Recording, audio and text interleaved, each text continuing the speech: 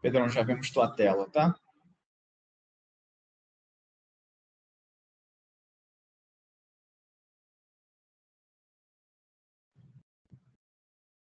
Bem, bom dia, pessoal que está chegando. A gente só está esperando as entradas aqui para começar, tá bom?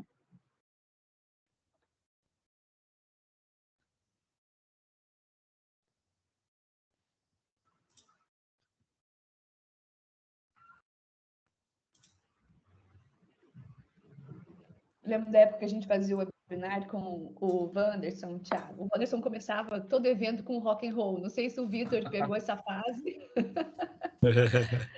E aí A gente vai chegar lá. Quebrava um pouco do silêncio. Bom dia, pessoal que está chegando. Eu acho que vamos esperar só mais um minutinho aqui, tá? Para o pessoal terminar de entrar. E a gente começa.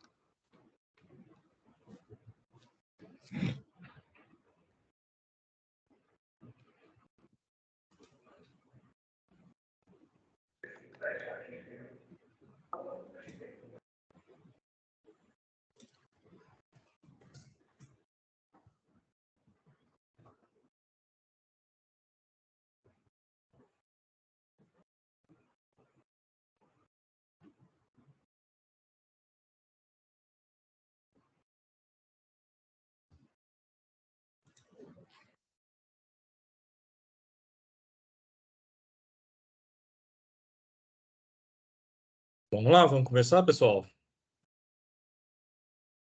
Bom, pessoal, bom dia. Obrigado aí pela presença de todos vocês. Eu sou o Vitor Villani, da Shield Security, sou responsável por toda a operação aqui da Shield. Shield Security é uma empresa 100% focada em prestação de serviços na área de segurança da informação. Representamos aí diversos fabricantes e hoje elaboramos esse webinar aqui para vocês, né, junto com a Tenable, que é um dos nossos parceiros mais estratégicos aqui. Então, só brevemente para falar um pouco da Shield. A Shield hoje, né, tem escritórios em São Paulo e em Minas Gerais. Estamos expandindo as nossas operações aí para outros estados, como Rio, Porto Alegre, lá no Rio Grande do Sul, Brasília e tal. E nós estamos com um time bem capacitado e bem completo para poder aprender, principalmente técnicas aí, porque a gente sabe que tem muita deficiência técnica no mercado. O grande diferencial da diretriz é conta sempre para a gente com os temas de segurança, que a gente pode entender as dores, as dificuldades e tentar ajudar vocês nessas frentes. A Tenable, como eu disse, parceiro totalmente estratégico, com um foco total nosso aqui. Temos muita opção a apoiar todos vocês. E a Milene e o Thiago Ramos, a Milene e o Thiago Ramos, eles são responsáveis por dentro da Tenable e nos apoiam em toda a operação aí para poder ajudar vocês de novo nessas demandas aí. Também temos aqui o Pedro Eurico, que é o cara ninja da Tenable, que manja bastante tecnicamente, inclusive que vai começar aí a apresentação para vocês dos temas que a gente definiu. E antes de passar a palavra para o Pedro Eurico, eu só gostaria de reforçar com vocês que no final do webinar vamos ter sorteio de 2 vouchers de $50 cada, cedidos pelo nosso distribuidor Adstec, que também está aqui, né, promovendo esse webinar em conjunto com a gente. Então, muito obrigado também à Adstec, a nossa distribuição, por esses brindes. No final do webinar, nós vamos enviar um... Diga. Vai ter prova antes do sorteio? Então, não vai ter uma prova, mas vai ter uma pesquisa de satisfação muito rápida. Em alguns segundos vocês conseguem responder. No finalzinho, nós vamos disponibilizar no chat aqui. Quem responder vai concorrer a esse sorteio dos 2 vouchers de $50 cada para vocês usarem em compras online. Ok? De novo, muito obrigado. Passo a palavra para o Pedro para a gente poder começar aí o conteúdo do webinar.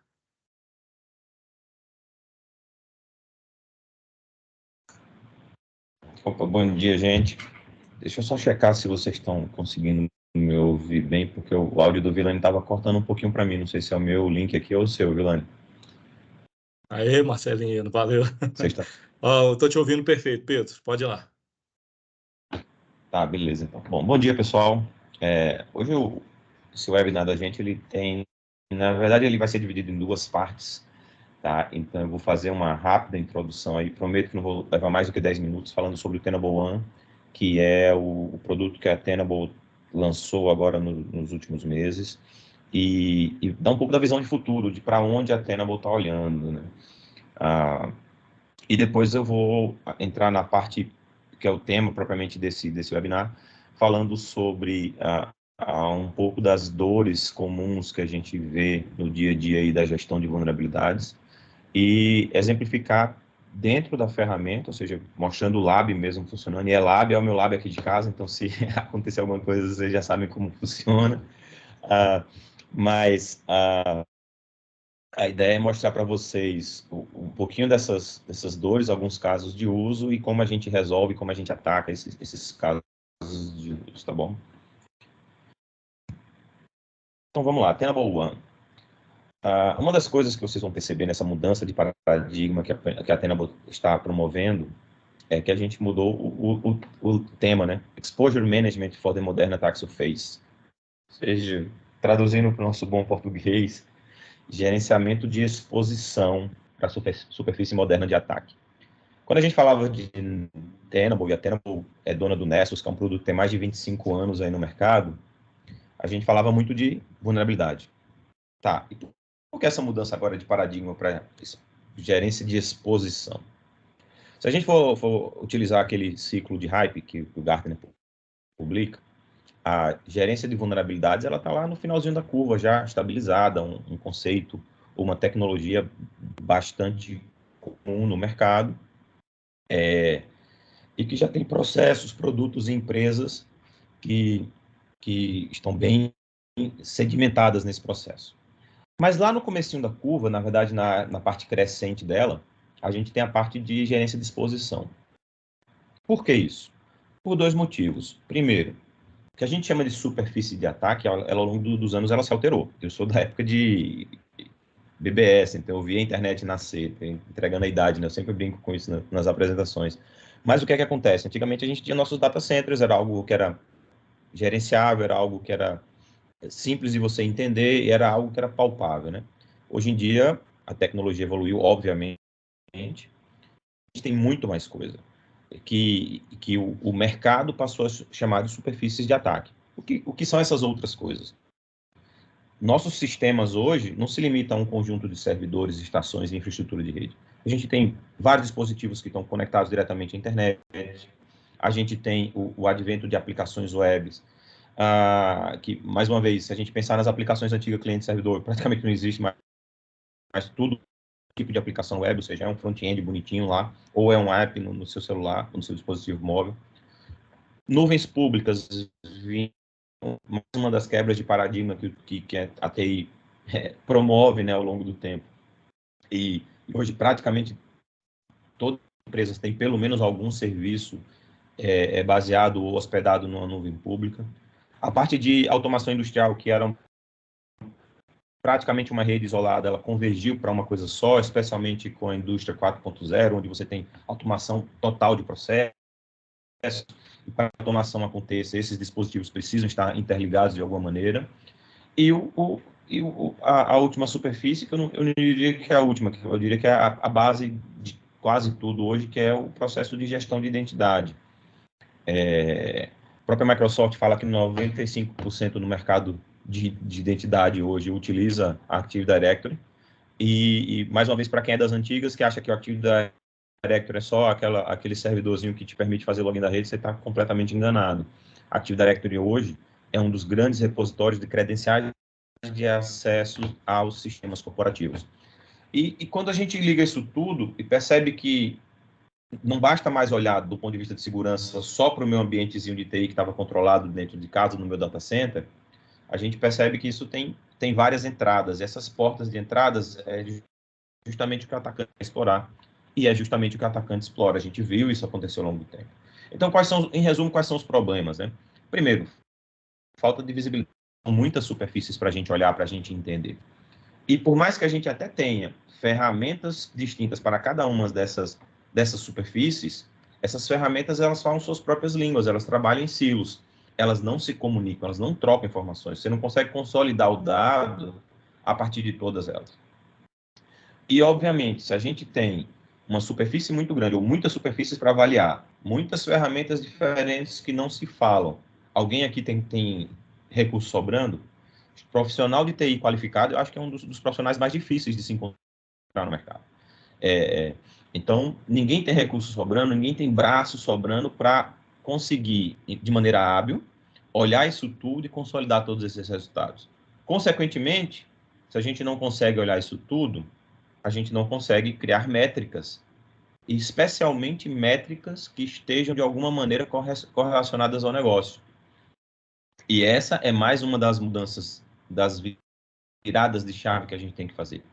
É muito comum para a gente, que veio de uma base técnica, falar o techniquez. Mas quando a gente tenta falar para cima, a dificuldade de comunicar o risco, e essa mudança de paradigma ela é importante, a gente precisa parar de falar somente techniquez, não que não seja importante, pelo contrário. O techniquez é a base de tudo. A informação ela precisa ser profunda como é hoje. Mas, na hora desses resultados, eu preciso transformar essa linguagem em algo que outras pessoas na empresa consigam entender. A gente precisa falar a mesma língua. É por isso que a gente sai do nome gerência de vulnerabilidades, que é algo técnico, e entra para gerência de exposição, porque a gente está falando de risco. E risco é um tipo de linguagem comum e que permeia todas as áreas da empresa. Desde o cara que assina o cheque lá em cima, até o cara que faz o sistema propriamente. Então, eu gosto... Esse slide eu gosto muito de mostrar ele, porque ele é um desenho simplificado, muito simplificado, do tamanho do problema que a gente enfrenta. Quando a gente conecta em algum site ou conecta em alguma aplicação, a gente só está vendo um pedacinho dela. Aquele website bonitinho, cheio de fotos coloridas. Isso é antigo também, né? Na prática, a gente somente na aplicação. E não é que a gente não saiba ou se esqueça, é que na prática isso está tão transparente para a gente que a gente não leva em consideração a quantidade de recursos diferentes que estão por trás, que estão fazendo parte da sustentação para que essa aplicação funcione. Então, trazendo para uma linguagem mais objetiva, uma aplicação de negócio... Vou interromper, Pedro, só um minutinho. O pessoal aqui no chat, algumas pessoas Oi. estão relatando que o seu áudio está cortando. A gente já viu que você é um cara elegante, bonitão. Se você fechar seu vídeo, acho que pode ajudar um pouquinho aí a melhorar aí a qualidade na transmissão. Pode ser? Já cortei. Valeu. Vê se melhora agora. Falou. Então, qual a ideia? Mesmo que a gente veja aquela aplicação, que é o que chega no final do dia para a gente, ela está composta por uma série de outros pedaços desse sistema. Inclusive um que é muito importante, que é o de identidade, que ele permeia boa parte disso tudo. Na prática, o que é que a gente está querendo dizer? É que é preciso mudar do conceito de software CVEs, né, que é a gente identificar vulnerabilidades e aplicar correções, mas entender que tem mais uma porção de coisas que precisam ser observadas, analisadas e corrigidas. Como, por exemplo, configurações de falhas na sua aplicação web, quando a gente fala de um Dashboard, quando você testa técnicas de invasão naquela aplicação web, erros de configuração no seu ambiente de identidade, que podem levar a alguma exposição ou alguma elevação de privilégio, e um dos maiores problemas que é o Shadow IT, que é aquele ambiente de tecnologia que a gente de tecnologia não sabe que ele está na nossa empresa, tá? Como é que a gente muda isso? Primeiro, tem que dar um contexto holístico, a gente tem que olhar para tudo. Segundo, criar métricas que sejam alinhadas com o negócio. Terceiro, para que essa linguagem seja de alguma maneira inteligível para outras áreas da empresa, a gente precisa virar chave para algo comum. Por isso a gente fala de risco e por isso a gente permite que você se compare a outros pares no mercado ou na mesma vertical. E, obviamente, sem perder o foco das ações corretivas. Tudo isso, no final do dia, vai virar uma ação operacional, alguma ação de correção. Então, a gente precisa recomendar o que é que precisa ser feito para corrigir o ambiente. E isso tudo é o que a gente chama de Tenable One hoje. Falando um pouquinho sobre o Risk e Vulnerability, normalmente é essa a visão que a gente tem de vulnerabilidades. Número, algo muito operacional, algo muito técnico. Quando a gente sai disso para o Tenable One, a gente evolui para algo que ainda tem as suas características proprietárias de cada um dessas superfícies, porque, obviamente, você não vai falar uma linguagem de servidor com um cara que fala de serviço de nuvem. Então, o cara de serviço de nuvem, ele entende a linguagem de nuvem. Então, ele precisa ter essa capacidade de descer no nível mais técnico lá no Bitbyte, na linguagem dele, mas eu preciso trazer uma visão que é única e comum a todos. Então, uma das mudanças que a Tenable fez foi criar o que a gente chama de Asset Inventory, que é um inventário único, onde eu tenho todos os meus ativos, e observem que eu já mudei a linguagem. Eu não falo mais de servidor, eu não falo mais de credencial, eu não falo mais de recurso de nuvem, eu falo de um ativo, independente de qual seja ele, de qual origem, de qual superfície ele veio, tá? E para cada um desses ativos, eu calculo um score de risco. E de onde veio esse score de risco? De todos os problemas ou erros de configuração que a gente encontra naquele ativo. Bom, e elevando ainda um pouco mais essa linguagem, a gente consegue reunir esses ativos de uma maneira a agrupá-los para que faça sentido ao negócio, e a gente calcula um scorecard, que é uma linguagem comum a qualquer executivo. E nesse momento fica muito mais simples a gente não só identificar qual é o risco da empresa, mas a gente comunicar esse risco para os níveis mais altos. Então, no momento que a gente faz essa virada de chave para uma linguagem comum, fica mais fácil a gente mostrar o que é o trabalho da gente, do time de segurança, o que é que a gente tem feito, como a gente tem se comportado, e mais do que tudo, como é que a empresa está em relação ao risco, qual é o nível de risco dela, porque essa linguagem o executivo entende. Entrando no detalhamento, obviamente que esse score ele é calculado baseado na soma de todos os meus ativos, independente de qual a superfície que eles estão. Nesse exemplo aqui, eu tenho uma nota B, mas se a gente for observar, as minhas aplicações web, os meus computing resources, que seriam os meus servidores e infraestrutura em geral, eles têm notas piores, tanto é que estão na coloração diferente, que seria C. Tem alguns insights logo de imediato, ou seja, qual percentual dos meus ativos que tem algum tipo de problema crítico. Então, apesar de eu ter uma nota B no meu ambiente, 50% dos meus ativos possuem algum tipo de problema classificado como crítico. Mas no final do dia, eu estou bem ou mal? A minha nota é um B, e a média da população de clientes da Tenable também é um score B, mas com uma nota um pouquinho mais alta, 397, enquanto eu estou com 268. Notem que essa nota mais alta é quanto maior, pior. Né? Então, quanto maior a nota, maior o risco. Nesse a empresa está muito bem na fita. Comparando ela a uma vertical específica, no exemplo aqui, a vertical de indústria, de retail, a média dos clientes Tenable que fazem parte da vertical de retail é até mais alta, ou seja, até pior do que essa empresa de exemplo está. Com direta, de maneira muito objetiva, eu consegui informar para o meu time executivo como é que a empresa está em termos de segurança, em termos de risco. Posso ir além? Óbvio que posso. A gente utiliza muito o conceito de tags, e eu vou falar quando eu for demonstrar a ferramenta, e nesse conceito de tags, a gente está falando de agrupar logicamente quaisquer ativos da empresa. Lembram que aquela aplicação, lembra do iceberg lá? Aquela minha aplicação de negócio, ela é formada por diversas outros ativos que dão sustentação a ela. Então, através de uma única tag, eu posso consolidar esses ativos e ter a visão deles. Mais do que isso, é importante acompanhar o nosso posicionamento ao longo do tempo. Então, em determinado momento aqui, a minha nota era C. Eu fiz algumas ações e consegui reduzir o meu risco para uma nota B, ou seja, eu melhorei. Que ações foram essas que eu realizei e que meu risco melhorou? Eu consigo aqui embaixo acompanhar cada uma dessas ações que aconteceram no meu ambiente para que a minha nota tivesse melhorado. Assim como se essa nota tivesse piorado por qualquer motivo. Por exemplo, divulgaram uma vulnerabilidade nova e essa vulnerabilidade ela permeia ou está em muitos servidores do meu ambiente. Essa nota ela seria piorada, mas eu saberia exatamente o motivo dessa nota ter sido piorada. Da mesma forma como eu consigo acompanhar todos os meus SLAs, ou seja, o meu time está conseguindo reagir e corrigir os problemas dentro dos níveis de serviço que foram acordados.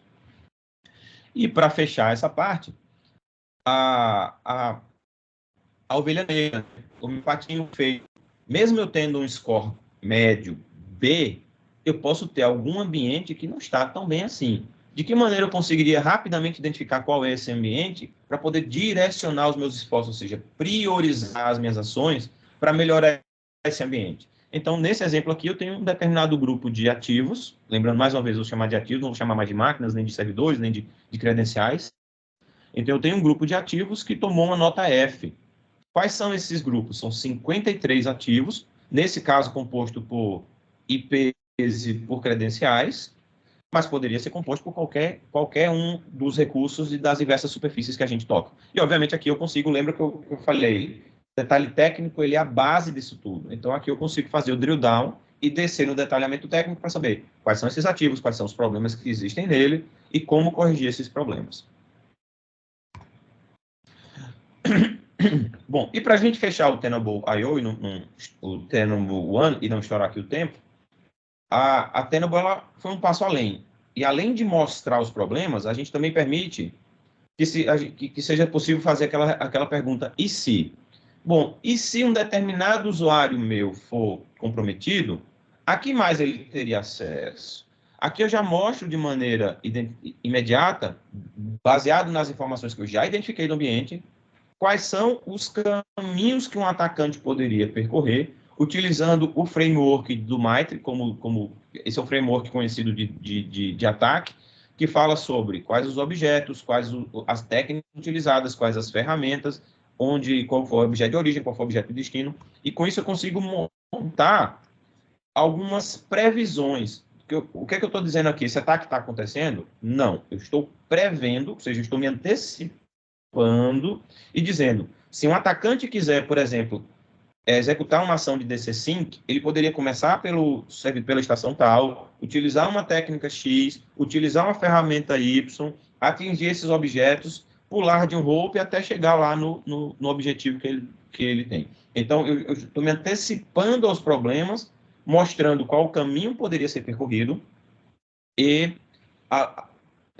quais as técnicas e ferramentas que poderiam ser utilizadas para um atacante ganhar acesso a alguma coisa no seu ambiente. Bom, isso tudo é o Tenable One, tá? Como eu disse, eu só queria gastar uns 15 minutinhos aqui falando sobre ele.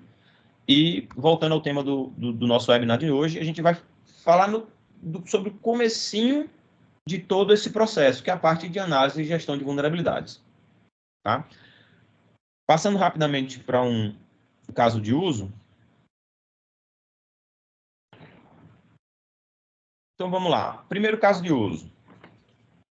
Ambientes complexos, centenas ou milhares de ativos. Acho que todos nós tratamos com isso no nosso dia a dia, né? Eu não conheço mais nenhuma empresa que tem 1 ou 2 servidores. A gente tem dezenas, centenas, em alguns casos, milhares de servidores. Ou ativos. Eu não fico me policiando para não incorrer nesse erro. Quando a gente pensa em vulnerabilidade, a gente tem que entender que a infraestrutura é formada por diversos componentes. Servidores, estações, switches, roteadores, APs, impressoras. Tudo isso faz parte da minha infraestrutura. E tudo isso pode, ou eu até diria, tem algum tipo de vulnerabilidade que pode ser explorado e que, se explorado, além de trazer o risco de exposição de alguma informação que já está naquele dispositivo, ele pode servir como ponte para uma movimentação lateral, para uma escalação de privilégio ou para fazer mais alguma coisa dentro de um processo de ataque. Tá? O que a gente faz normalmente? Uso de ferramentas pontuais para avaliar essas vulnerabilidades. O grande problema de fazer isso, e aí eu diria que o nosso principal concorrente é um produto que é nosso, que é o Nessus. Porque o Nessus é a ferramenta mais conhecida, é a ferramenta mais utilizada, é a ferramenta que possui maior confiança do mercado em termos de análise de vulnerabilidade. Mas a gente precisa entender que o Nessus é uma ferramenta. Ela tem pouca ou nenhuma capacidade de automação. E quando eu digo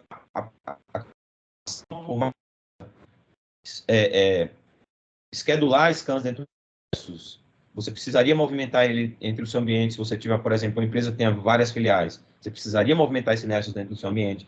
Você precisaria consolidar esses resultados. Esse esforço é tremendo. Normalmente, qual é a nossa ferramenta de gestão de vulnerabilidade? A número 1 do mundo chama-se planilha Excel, por incrível que pareça. E é óbvio que se a gente está fazendo um scan de vulnerabilidades, por mais poderoso que ele seja, e exporta esse resultado para uma planilha, a gente está inserindo o fator humano aí de consolidação de resultados. E esse fator humano pode cometer erros. Mais do que isso, como é que eu automatizo esse processo? Como é que eu consolido resultados de scans de datas diferentes? Então, no final do dia, isso é um problema muito grande. Se gasta muito tempo, além de não se ter um controle nem uma qualidade. É muito difícil você avaliar se você está tocando o ambiente corretamente, se você está corrigindo os seus problemas corretamente, você tem atingido SLAs, etc. Então, deixa eu abrir o nosso bom e conhecido Nessus. Vocês provavelmente já conhecem essa tela aí de muito tempo.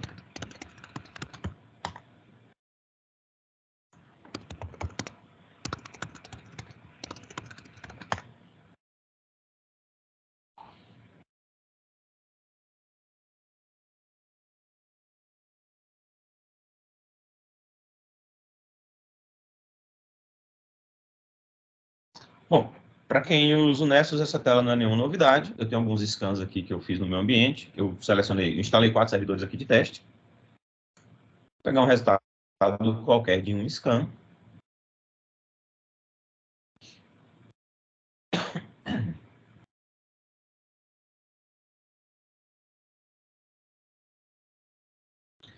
Então, toquei meu ambiente, achei 5 hosts. E achei aqui 8 vulnerabilidades críticas, 6 vulnerabilidades altas. Mas o que eu faço com isso, né? Tem um total de 39 vulnerabilidades. Bom, a primeira coisa que a gente faz normalmente é vir aqui em Report e criar um relatório.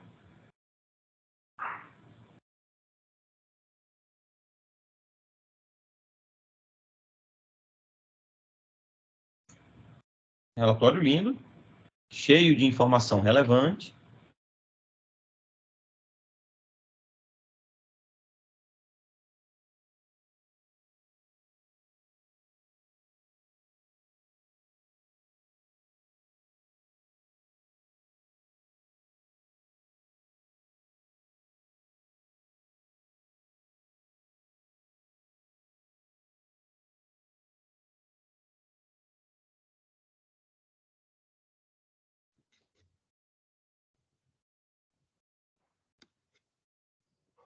Pedro, para mim deu uma parada aqui. Você está esperando gerar o relatório ou será que o Pedro teve problema com conexão?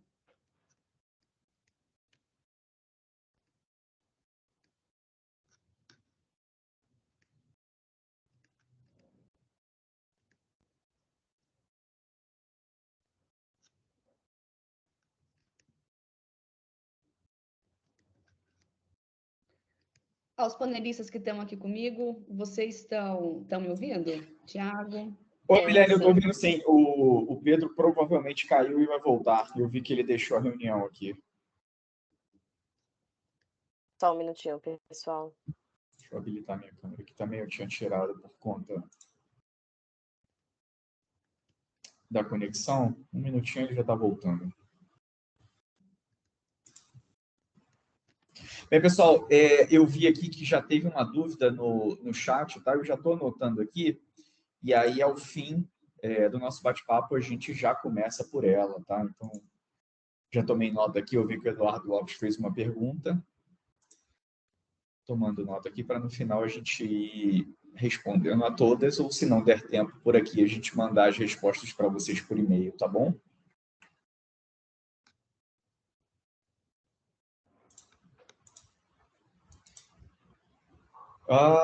O Pedro está de volta.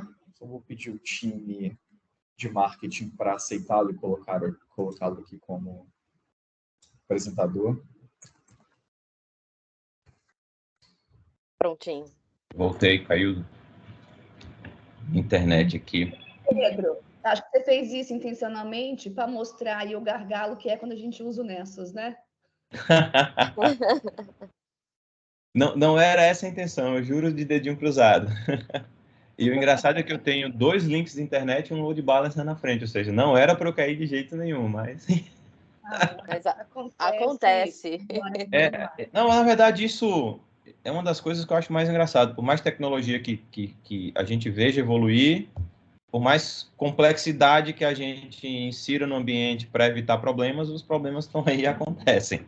Tá aí um caso típico. São 2 links com 2 provedores distintos, um load balancer no meio, e mesmo assim eu caí. Mas vamos lá, eu estava falando aqui sobre... Eu imagino que vocês devem ter ouvido até a parte que eu abri o Nessus e mostrei um relatório. Esse aqui é o relatório. Um relatório lindo, perfeito, cheio de informação relevante. Mas olha só, com 5 máquinas, eu tenho 12 páginas de relatório. Imagina se você tivesse 100 máquinas no seu ambiente. Isso é algo que um ser humano consegue consumir? A resposta é não. E mais do que isso, para cada vez que você faz esse scan diferente, o Nessus ele vai abrir para a gente uma nova... Eu mudei aqui o link, eu perdi o acesso aqui ao Nessus, mas ele vai abrir para a gente uma nova instância desse scan. Ele não consolida os 2 resultados, ele não consolida as 2 execuções. Consequentemente, se eu vi 5 estações ontem, quando eu rodei esse scan às 2 da manhã, se eu rodar esse scan hoje de novo e uma dessas estações estiver desligada, ele vai mostrar para mim 4 estações nos servidores, enfim, esses ativos, né? Ele vai mostrar para mim 4 ativos. Poxa, de 4 para 5, obviamente que eu vou perceber que houve um erro. E se você tiver 1.000 e diminuir para 999, você vai perceber esse erro? Ou se você tiver 1.000 e alguém colocou um servidor novo e alguém desligou um outro servidor e você tiver os mesmos 1.000, você vai perceber o que houve de diferença? Então, essa é a primeira grande diferença quando a gente fala por um processo de gestão de vulnerabilidade. Aí sim, um RBVM. Deixa eu logar aqui novamente. Enquanto você loga, Pedro, o que o Nessus traz é só uma fotografia do ambiente naquele momento em que você executou o scanner. E ele se limita somente a isso, né? O relatório que ele vai gerar, as informações que o Nessus traz, num segundo momento, quando você for executar aquele scanner novamente, é um novo projeto que você começa, né? Não tem gestão nesse ciclo. Perfeito. E muitas vezes o que é que as empresas fazem? Elas fazem isso aqui. Elas exportam o resultado do scan.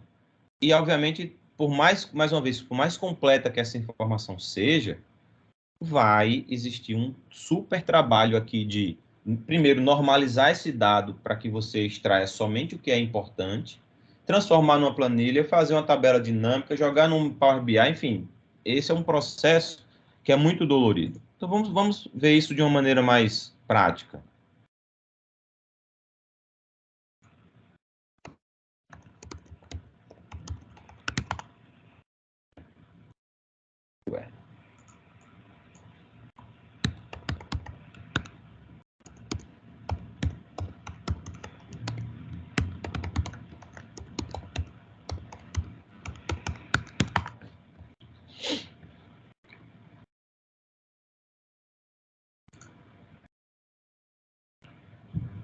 Então, essa é uma visão consolidada, que a gente começa aqui pelos meus dashboards, e aí sim, eu tenho uma visão consolidada de tudo que está acontecendo, mas se a gente for comparar com o Nessus, qual a visão que a gente teria aqui? Eu tenho aquela minha visão de scans, então eu tenho o meu scan aqui, por exemplo, não autenticado, que rolou no meu ambiente, e olhem que coisa interessante, que mostra o quão difícil é a gente consolidar esses dados. Vocês estão vendo aqui que no meu breakdown, deixa eu aumentar um pouquinho a tela, para ficar mais legal. Aqui no meu breakdown de informações, eu tenho dizendo que eu achei 7 targets, 0 informações críticas, 5 médias, 2 altas, criticidade, né? Vamos lá.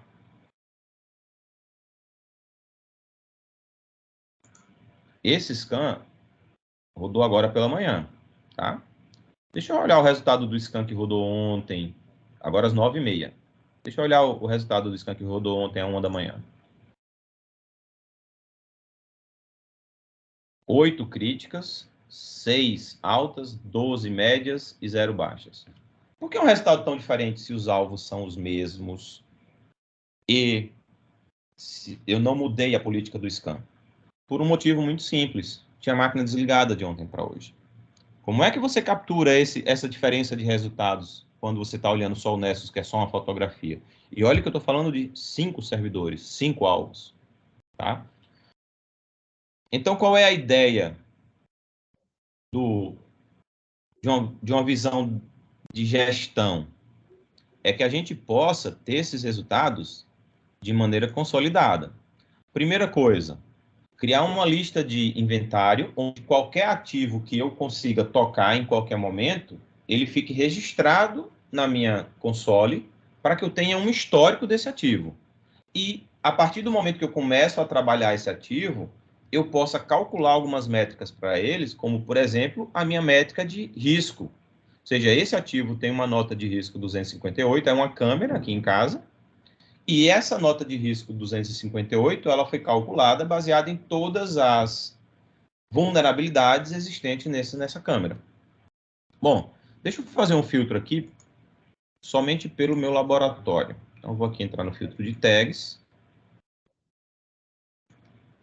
Eu já preparei o ambiente. Mostrando, Pedro, é um dos pilares da gestão de risco, né? Para que ter um inventário de uma forma tão detalhada, né?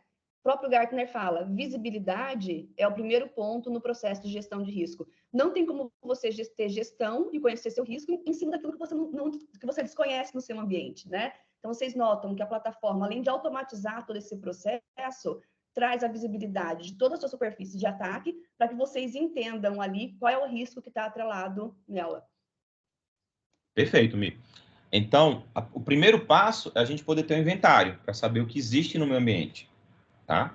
A partir daí, eu tenho todos os meus scans, que eles são os scans, que aí sim um processo continuado, para que eu possa avaliar esses ambientes de maneira repetida, e nessa avaliação, eu consiga, obviamente, consolidar esses resultados.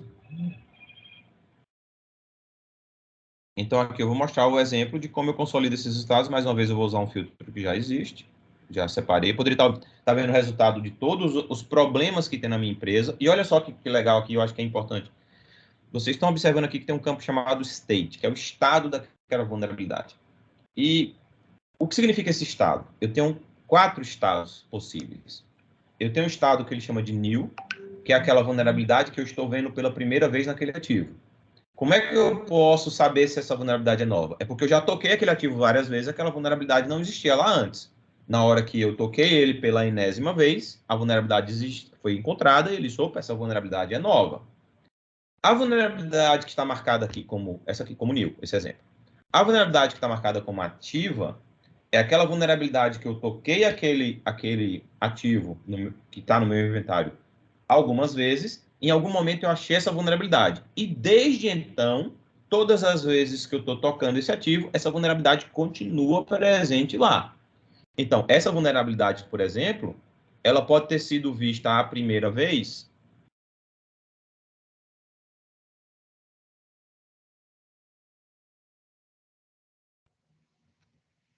no dia 3 de novembro de 2022.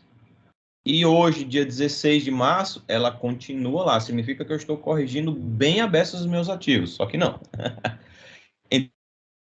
A vulnerabilidade ela foi vista a primeira vez nesse ativo no dia 3 de novembro, e todas as vezes que eu toquei esse ativo desde então, ela continuou presente, então está ativa. Resurfaced é uma atividade que em algum momento eu toquei esse ativo e vi essa vulnerabilidade. Depois eu toquei esse ativo novamente, ela foi corrigida, eu identifiquei que essa vulnerabilidade foi corrigida, e agora, por qualquer motivo, eu toquei esse ativo de novo, essa vulnerabilidade voltou a estar presente. Por que isso acontece? Por diversos motivos. Ou porque no seu scan você colocou alguma ferramenta de mitigação e eu não consegui identificar essa vulnerabilidade lá durante o processo. Ou porque essa vulnerabilidade retornou por conta de um restore de backup. Ou porque foi instalada uma aplicação nova. Ou porque alguma aplicação sofreu update e instalou uma biblioteca antiga. São tantos os motivos, mas o que é importante para mim? Perceber que essa vulnerabilidade vai aparecer no ativo que ela já tinha sido corrigida. E tem um outro estado aqui, que eu não estou mostrando porque está no filtro, que é o Fixed, porque é aquela vulnerabilidade que eu vi em determinado momento, e depois essa vulnerabilidade foi corrigida, e desde então eu não tenho mais visto essa vulnerabilidade. Então eu consigo medir, inclusive, quando eu corrigi essa vulnerabilidade. Tá? E é dessa maneira que a gente avalia os nossos SLAs. Deixa eu só colocar um filtro aqui de tags, para encontrar aquelas minhas máquinas E perceba que eu estou usando muito o conceito de tags, porque é um conceito que você consegue agrupar as máquinas de maneira lógica e que faça sentido para você. Então, por exemplo, eu peguei essas 5 máquinas que eu separei para fazer o webinar, coloquei uma tag nelas, e aí fica muito mais fácil para mim identificar e trabalhar somente nesse conjunto de máquinas. E eu posso usar esse conceito de tags para muitas coisas aqui dentro, inclusive para fazer RBAC, que é o Role Based Access Control, um nome bonito para você dar direitos de acesso para alguém. Então, em empresas menores, é comum você ter o cara de segurança. Em empresas maiores, vocês têm equipes e equipes distintas. Então, é muito comum que existam os silos. E nesses silos, pode ser que cada um deles só deva ver o seu conjunto de ativos. Isso é muito comum de acontecer. Então, eu posso, através das tags, dizer que o Pedro só consegue ver os ativos que receberam a tag Home. E que o Thiago só consegue ver os ativos que, por exemplo, receberam a tag Minas. E por aí vai. Então, isso me dá mais uma flexibilidade de trabalho aqui dentro da ferramenta.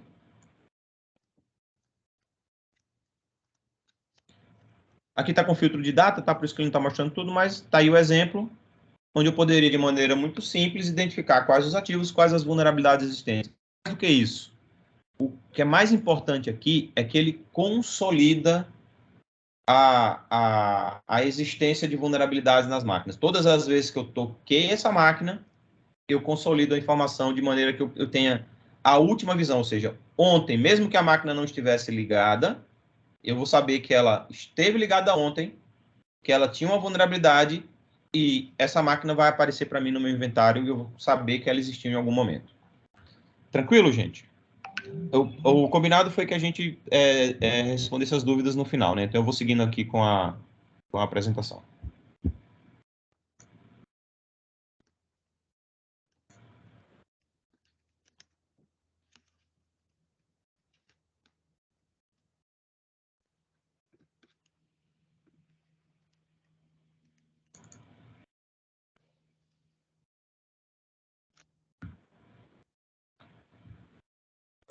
Pessoal, fiquem tranquilos, podem ir colocando as dúvidas no chat, que a gente está catalogando tudo aqui para ir respondendo no final, tá?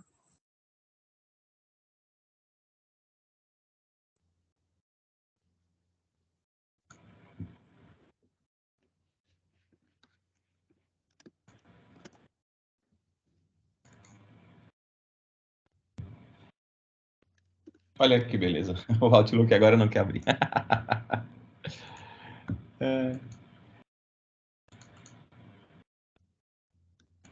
Pedro, talvez até para aproveitar o tempo, se você quiser continuar dentro da própria console do I/O, e aí vai navegando, né? Acho que também dá para ilustrar bastante. O pessoal está Sim. comentando aqui no chat que se fosse o Windows estaria funcionando, hein, Pedrão? Eu sou obrigado a concordar, eu odeio Mac. Bom, então vamos lá.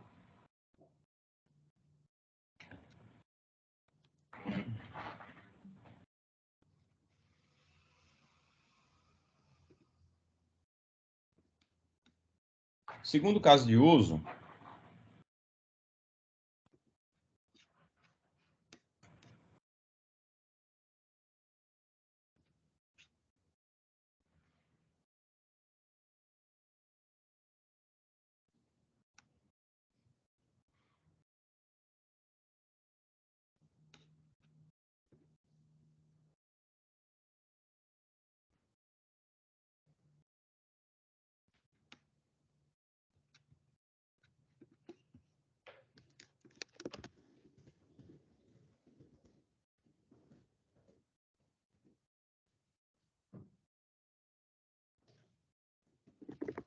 oi, vocês estão me ouvindo? Vamos lá. O segundo caso de uso diz respeito à priorização de ações. Então, o primeiro processo é a gente conseguir sair de algo pontual e, de fato, transformar isso em processo, em algo continuado, em algo que toca o ambiente. Ok, mas agora eu consigo avaliar o meu ambiente de maneira continuada e o que é que eu faço? Para qual caminho eu sigo? Para onde eu vou? Então, o objetivo da ferramenta é também te dar esse direcionamento para que a gente possa otimizar o uso de recursos. Isso é feito através de 2 parâmetros que eu sempre vou citar aqui, que são bem importantes, tá?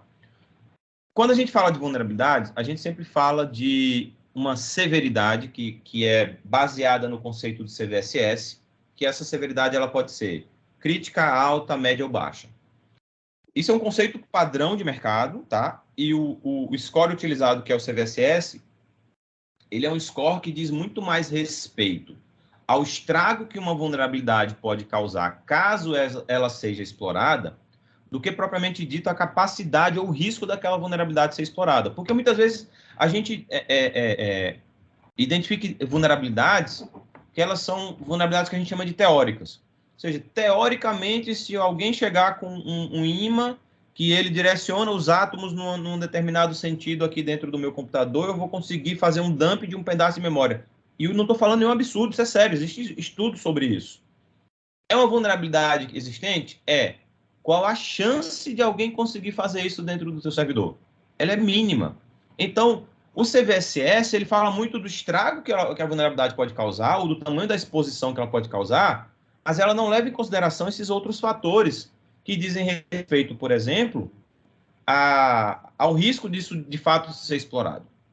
Então, a Tenable criou um score de risco chamado Vulnerability Priority Rate, que é esse VPR, que ele diz respeito ao risco que aquela vulnerabilidade tem de ser explorada, baseado não só no CVSS, por conta do estrago que vai ser causado, mas também em fatores externos e fatores dinâmicos.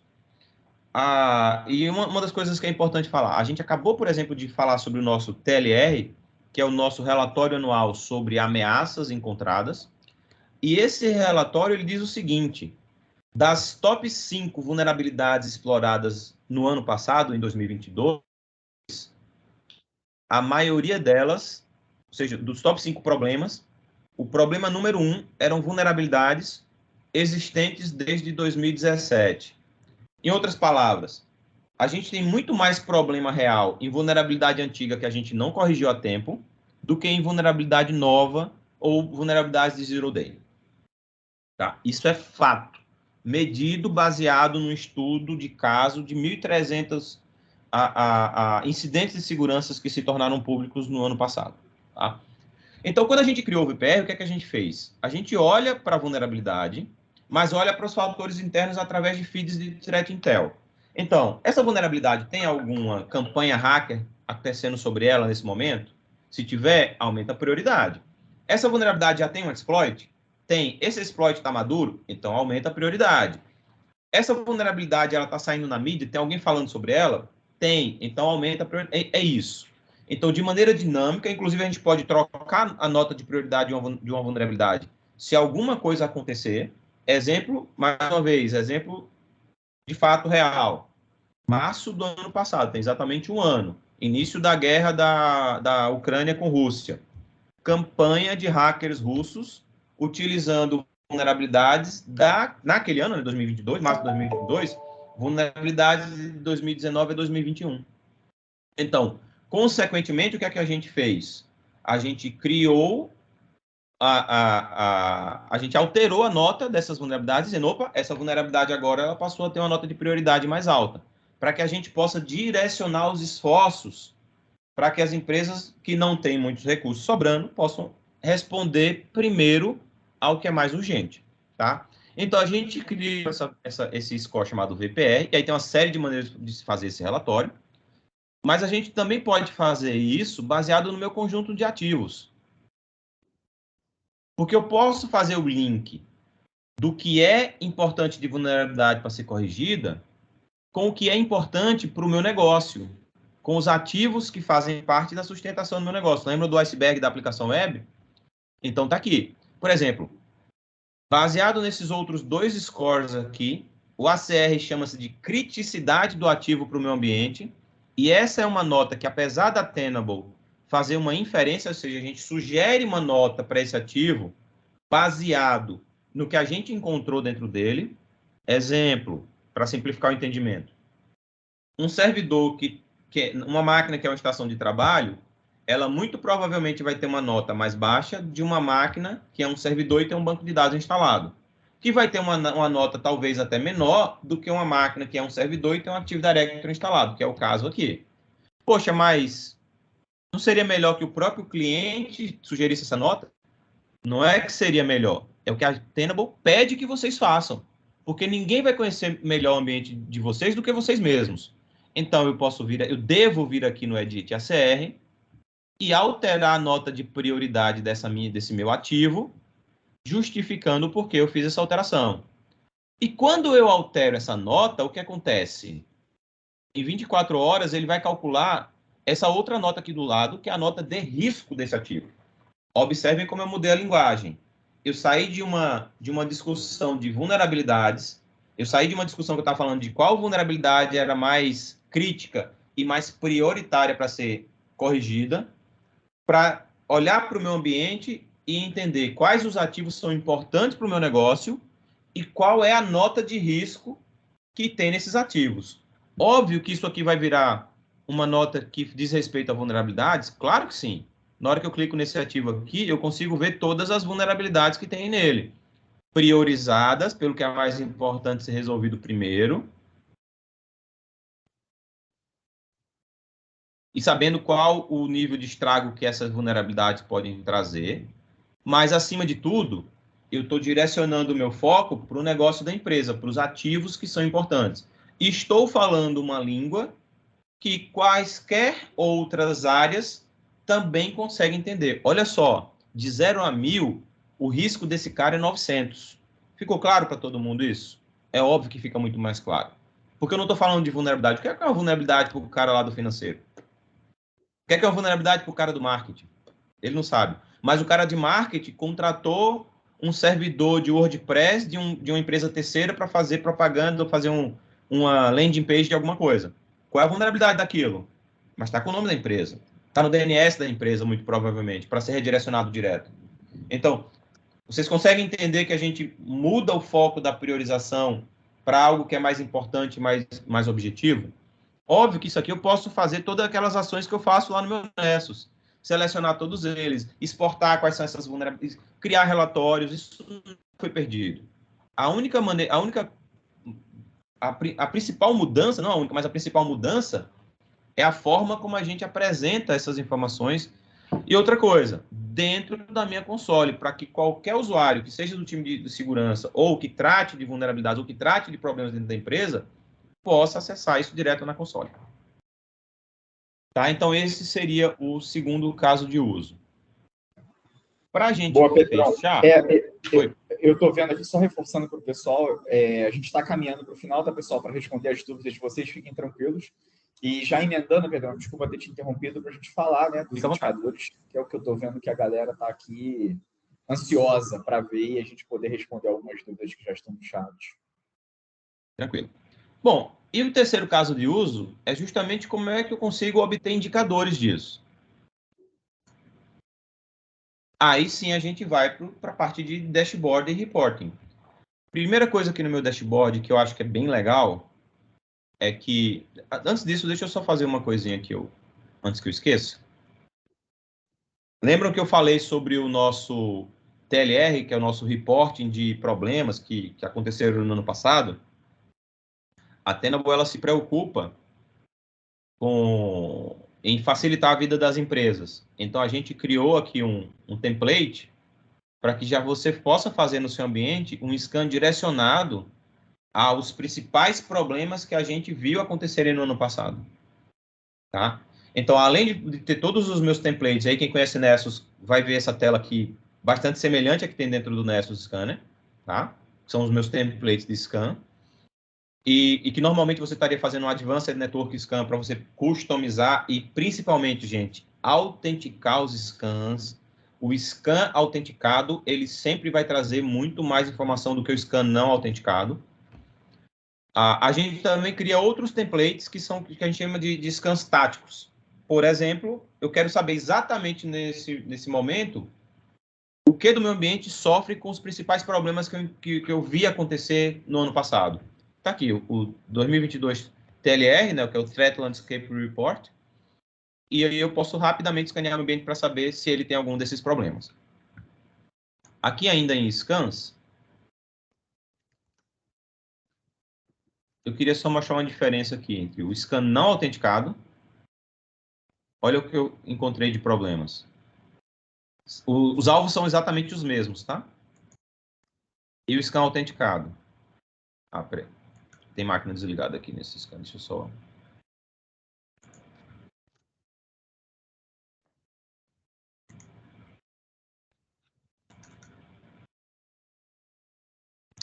Olha a diferença quando ele tem uma máquina que tem mais vulnerabilidades que eu deixei intencionalmente, tá?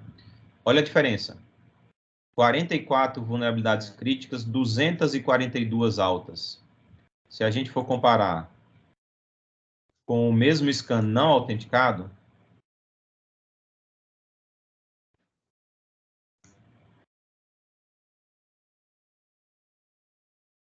8 e 6. 44 e 250 e pouco, se não me falha a memória. Então, se vocês querem ter uma visão real do que existe de vulnerabilidade no ambiente de vocês, façam scans autenticados. Utilizem o cofre de senha que existe dentro da ferramenta ou as integrações com cofres de senhas que a ferramenta também permite fazer. Vou mostrar aqui para você rapidamente isso.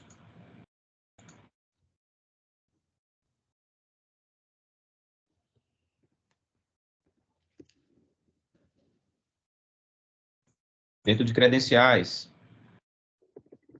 a gente consegue integrar com os principais cofres de senha do mercado. Inclusive, a partir de março, com o Senha Segura, que é um dos mais utilizados aqui no Brasil. Então, se a sua empresa já possui cofre de senha, utilize a integração com o cofre de senha para que vocês façam scans autenticados. Tranquilo? E lembrando que esse é um outro grande diferencial, né, Pedro? O Tenable One é uma plataforma viva, né? Enquanto o Nessus passa a ser uma ferramenta, né, com uma série de restrições de integrações. Então, usem e abusem das integrações do Tenable One dentro da estrutura de vocês. Perfeito, Thiaguinho. Perfeito.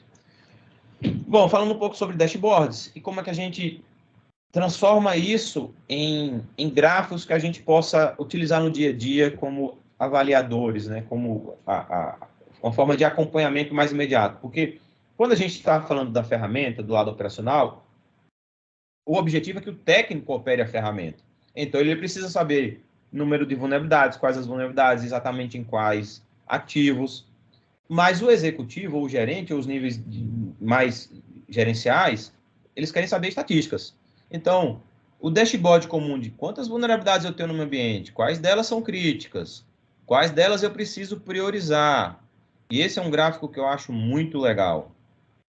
Quais delas são críticas e facilmente exploráveis? Olha só, dessas minhas 88 vulnerabilidades distintas, olha só, desculpa, deixa eu fazer uma explicação aqui. Quando eu digo que o meu ambiente tem 88 vulnerabilidades, e, poxa, mas Pedro, você acabou de me mostrar um scan que tinha 250 vulnerabilidades críticas. Como assim? Ali eu estou falando de instâncias que podem ser da mesma vulnerabilidade. Aqui eu estou falando de número de vulnerabilidades diferentes, tá? Então, essas 88 vulnerabilidades aqui diferentes, eu posso ter, para cada uma delas, várias ocorrências. Se eu tiver 1000 servidores, eu poderia ter 1000 vulnerabilidades dessa ocorrência, tá? E aqui eu tenho, por exemplo, olha só, vulnerabilidades que são críticas e facilmente exploráveis. Quais delas são exploráveis por malware? Quais delas são exploráveis remotamente e de baixa complexidade? Qual delas são exploradas apenas localmente, mas com baixa complexidade? Ou seja, o cara pode tentar uma escalação de privilégio, sei lá, alguma coisa assim, uma movimentação lateral. E, obviamente, que nesses dashboards é importante saber que é possível customizá-los de uma série de maneiras diferentes. Então, eu vou aqui entrar no meu widget library.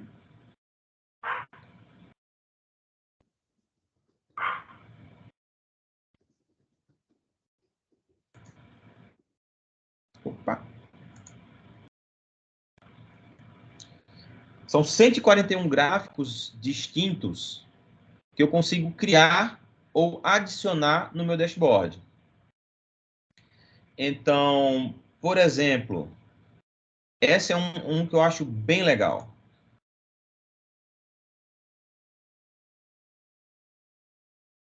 pegar aqui um dashboard qualquer. 2022-713. Aqui.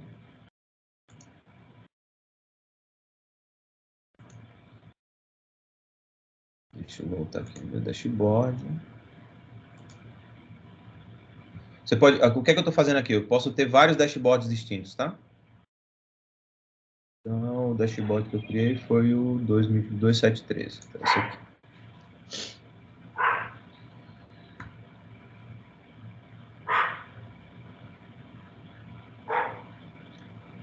Esse gráfico aqui que eu adicionei é um que eu acho muito legal, porque o que é que ele faz? Ele faz um mapa de calor entre uma vulnerabilidade que é crítica e a prioridade dessa vulnerabilidade calculada por nós baseado em todos aqueles componentes externos e dinâmicos. Então, olha só, baseado nos... Peguei aqui sem aplicar muito filtro, etc. A gente poderia aplicar filtros, etc. Mas rodando os filtros desse dashboard aqui, o que é que eu teria? Por exemplo, vulnerabilidades médias e que tem prioridade muito baixa, baixa, média, alta e muito alta, eu não tenho nada. Mas olha só, eu tenho algumas vulnerabilidades aqui que são críticas pelo CVSS e que eu considero muito importantes e muito urgentes de serem resolvidas. Do mesmo jeito que eu tenho vulnerabilidades que são altas pelo CVSS, mas que eu considero que são críticas também e que precisam ser resolvidas agora. Então, de maneira muito imediata aqui, eu consigo identificar, poxa, o que é que está mais quente?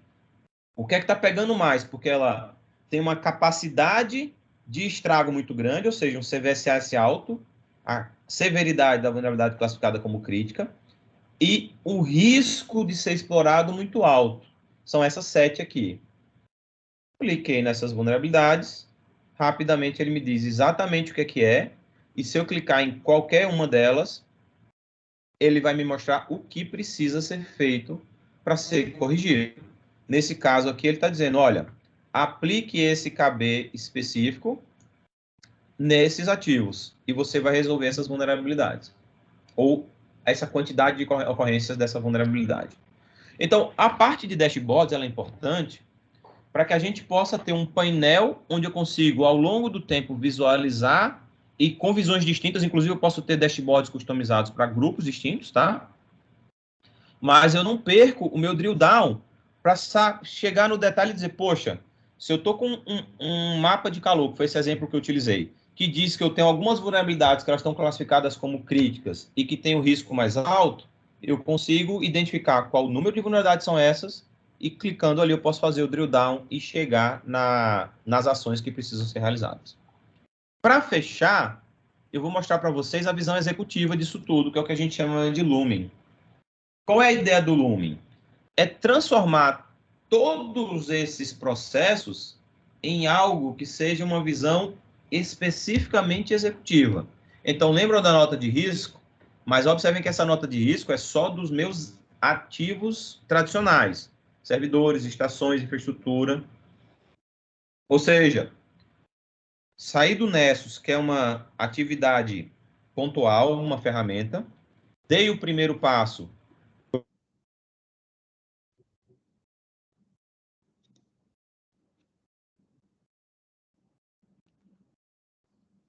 O áudio do Pedro cortou para mim.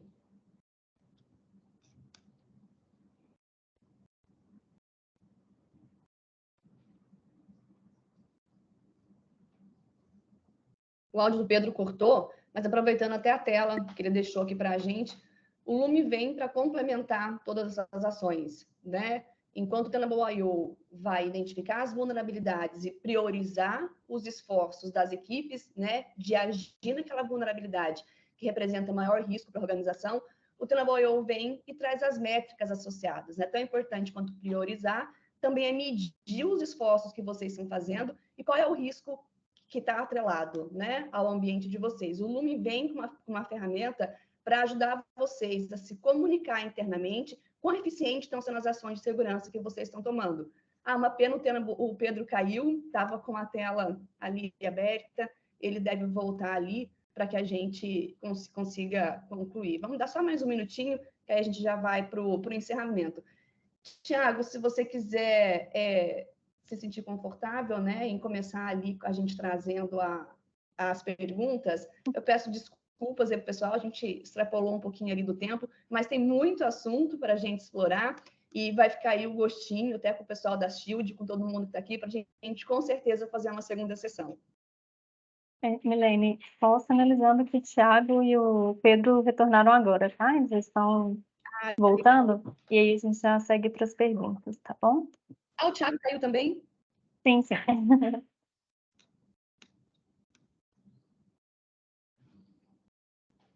Voltou. E poder abrir, já estouramos um pouquinho o tempo, poder abrir para a parte de perguntas. Então, o Lume é a tradução de toda aquela parte operacional que a gente acabou de ver. Então, saí do Nessus, que era a ferramenta, criei um processo de gestão, que é o meu Tenable.io, e o Lume é a visão executiva do Tenable.io. Lembrando que o Tenable.io está focado ainda só em infraestrutura, servidores, estações, infraestrutura de rede, CGP. O Tenable One, ele amplia a visão para todas as outras superfícies de ataque, que foi o termo que o mercado está utilizando, tá? Bom, então no Lume eu tenho o meu risco de exposição da empresa, como isso tem se comportado ao longo do tempo. E uma das coisas mais legais que eu acho aqui do Lume é que eu posso saber o que ele chama de Top Recommended Actions. O que fazer exatamente agora para reduzir o meu score de risco em ações objetivas. Então, por exemplo, se eu aplicar esse canal do Microsoft... Pedrão, desculpa te interromper, eu acho que a sua tela não está compartilhada.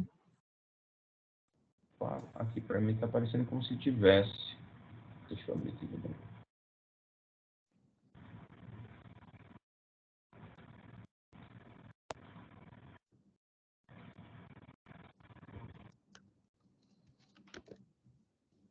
Voltou?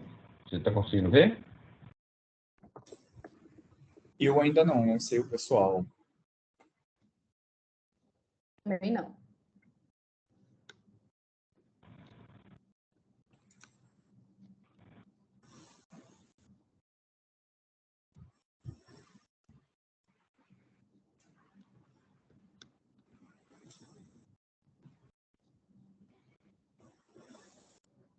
Está aparecendo agora? Olha, Não. eu acho que não.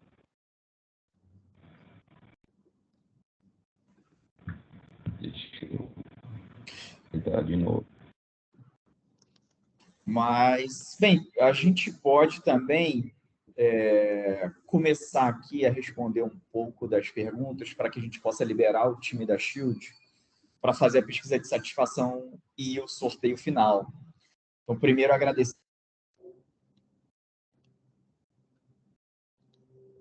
Muita gente conectada, então muito legal. A gente teve mais de 100 pessoas conectadas ao longo do bate-papo. E começando aqui pelas perguntas, e aí, Pedro, eu vou pedir sua ajuda, né, para a gente responder. Na primeira delas foi feita pelo Eduardo, e o que ele perguntou, se nós podemos dizer que o Tenable já considera o conceito de RMVB quando sugere uma recomendação de patch.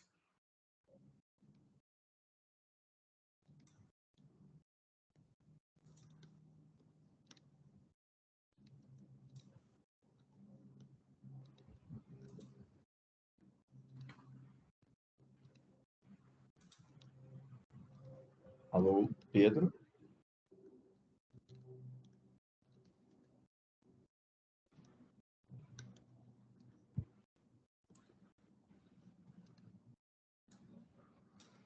Eu acho que o Pedro caiu novamente.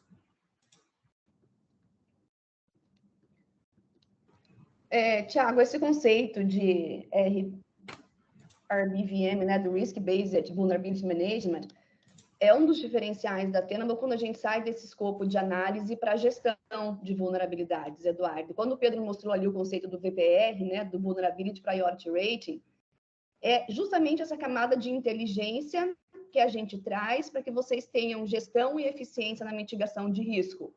Então, é deixar de olhar aquela volumetria em massa de vulnerabilidades que o Nessus reporta onde o threat intel é como se fosse passar uma peneira, e quem fica retido ali no VPR? Ficam aquelas vulnerabilidades com maior chance de ser explorada pelo atacante dentro do seu ambiente. E a gente sai daquele contexto só de CVSS, de CVSS e aplica a threat intel ali, onde essa leitura é feita dinamicamente toda noite dentro da solução, onde vocês vão trabalhar em cima das vulnerabilidades de alto risco e maior probabilidade de ser explorada dentro do seu ambiente. Quando você olha esse critério do VPR, ali são as vulnerabilidades de maior impacto. Então, voltando ali na sua pergunta, qual foi mesmo, Thiago? Olha, o que o Eduardo pergunta é se a Tenable já considera o conceito de RMVB quando ele faz a sugestão do patch. No meu ponto de vista, sim, se você estiver olhando ali a aplicação de patch em cima do VPR, com certeza você vai estar mitigando e corrigindo em cima daquele critério de maior risco e maior probabilidade do atacante usar a vulnerabilidade. Se você for usar o CVSS, a resposta é não.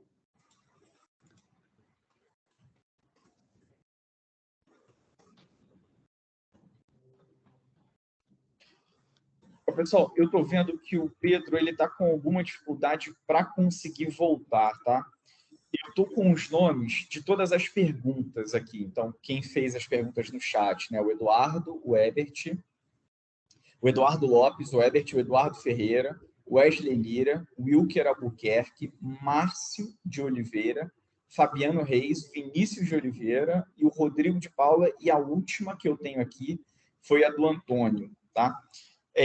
Fiquem à vontade para mandar aqui outras perguntas no chat. Eu vou catalogando e a gente responde vocês por e-mail. A gente passou um pouquinho do tempo reforçando o agradecimento a vocês, né? Não só pela conexão, mas pela discussão aqui, pelas perguntas. Eu quero voltar a palavra para o time da Shield, né? Na figura da Joana, para a gente dar seguimento à pesquisa de satisfação e ao sorteio, tá bom? E aí a gente, em seguida, ao longo do dia, manda essas respostas para vocês. Teve mais uma pergunta aqui, se eu não me engano, do Caio, sobre o material, sim. A gente vai mandar um e-mail de agradecimento com o material sobre o Tenable One, tá? Também fiquem tranquilos. Tá bom? Joana, pode pegar a palavra para a gente fazer o sorteio.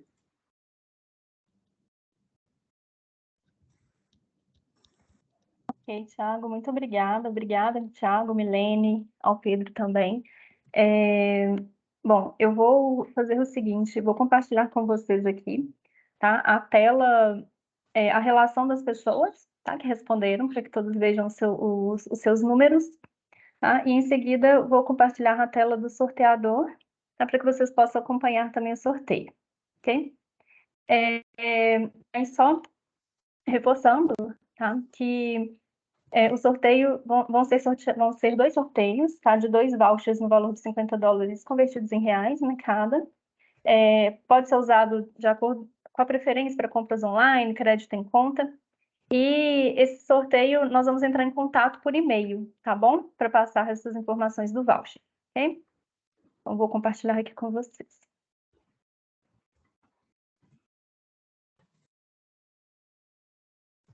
Bom, você já vê a tela? Sim. Ok. Bom, nós tivemos 23 respondentes, mas como um respondente preferiu não se identificar anônimo, então nós vamos considerar 22 respostas, tá bom?